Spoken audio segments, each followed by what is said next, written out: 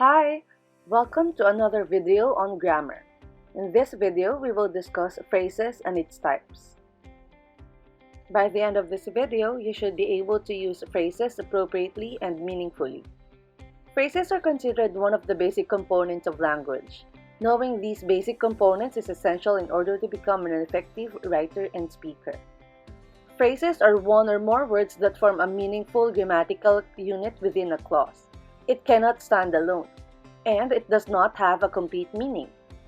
There are different types of phrases, and we will discuss the following: noun phrase, verb phrase, gerund phrase, infinitive phrase, participial phrase, prepositional phrase, absolute phrase, and appositive phrase.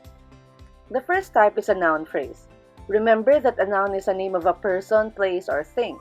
To identify a noun phrase, first look for the noun and the word that it modifies, like a possessive pronoun, article, adjective, or preposition. For example, a true influencer inspires his or her subscribers. The noun phrase in this sentence is a true influencer. You have the article a plus adjective true and the noun influencer. Noun phrases can act as a subject in the sentence. A social media influencer is someone who has established credibility in a specific industry. The noun phrase in this sentence is a social media influencer. This acts as a subject because it answers the question, what is the sentence all about? Or what do you call someone who has established credibility in a specific industry? Noun phrases can also act as an object in the sentence. TED Talk teaches important lessons. In this sentence, the subject is TED Talk. The verb is teaches. Since this verb is a transitive verb, it needs a direct object, which is important lessons. The noun is lessons and the word that it modifies it is important. Lastly, noun phrases can act as a complement. She is a social media influencer. This sentence uses the linking verb is. And the phrase a social media influencer describes the subject she. Therefore, a social media influencer acts as a complement. In the phrase a social media influencer, the noun is the influencer and the social media are its modifiers. Moving on to another type of a phrase, we have a verb phrase. Just like noun phrases, a verb phrase comprises of the verb itself and its modifiers, such as auxiliary verbs and modals. For example, our social science teacher will create her own YouTube channel. Remember that the verb is only one word, but the verb phrase contains the verb. In this sentence, it's create, and the modal verb will. Another example, if you post responsibly, you will be respected by your followers. In this sentence, the verbal phrase is will be respected. Respected is the main verb, but we include the modal verbs will be. The educators in TikTok are trying very hard to simplify content. In this sentence, the verb phrase is are trying.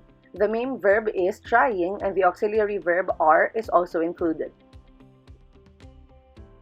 Another type of phrase is a gerund phrase.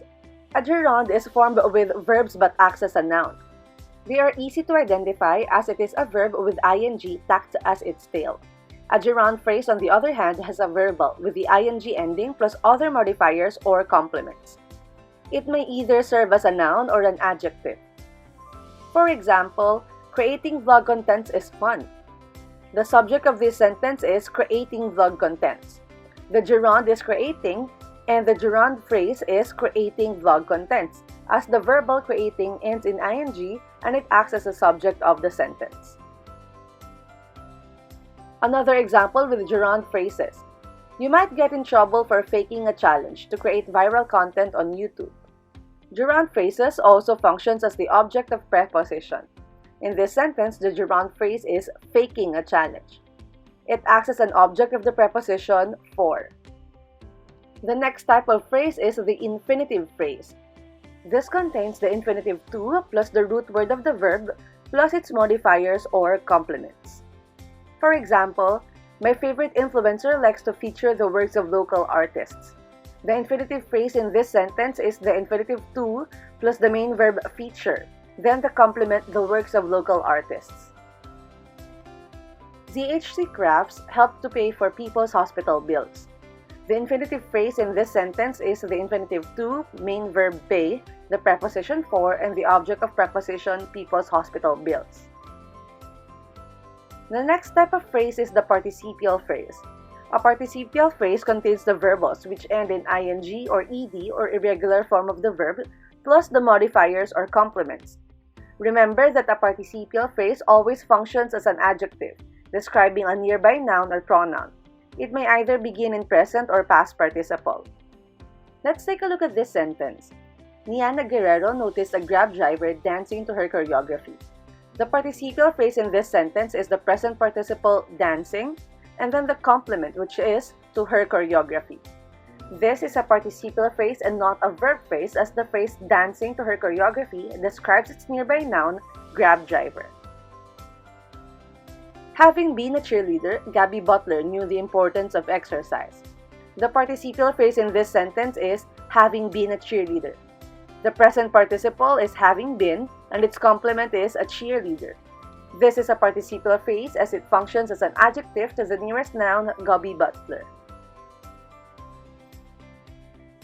The next type of phrase is the prepositional phrase. It consists of the preposition and an article, noun, or pronoun and adjectives. For example, Ayin Bernos speaks with notable enthusiasm. To spot the prepositional phrase in the sentence, first look for the preposition. In this case, the preposition is with. Then it is followed by the adjective notable and the noun enthusiasm. Therefore, the prepositional phrase is with notable enthusiasm. Frontline workers received groceries from Angel Locsin. The preposition in this sentence is from. It is followed by the noun Angel Locsin. Hence, the prepositional phrase in this sentence is from Angel Locsin. Next type of phrase is the absolute phrase. Its formula is a noun or a pronoun plus participle with any modifiers or objects. It is commonly separated by a comma and it modifies the entire sentence. Moreover, an absolute phrase explains a cause or condition and focuses on the reader's attention to added detail. For example, Olivia Rodrigo posted a snippet of driver's license on TikTok, completely unaware of its impact. This is an absolute phrase as it gives additional information about the sentence. Moreover, it is separated by a comma. Next sample sentence. They lingered in the embrace, their hearts beating as one. The phrase, their hearts beating as one, is an example of an absolute phrase. It modifies the sentence huli. The last type of phrase is the appositive phrase. An appositive phrase restates, expounds, and explains further the word it precedes.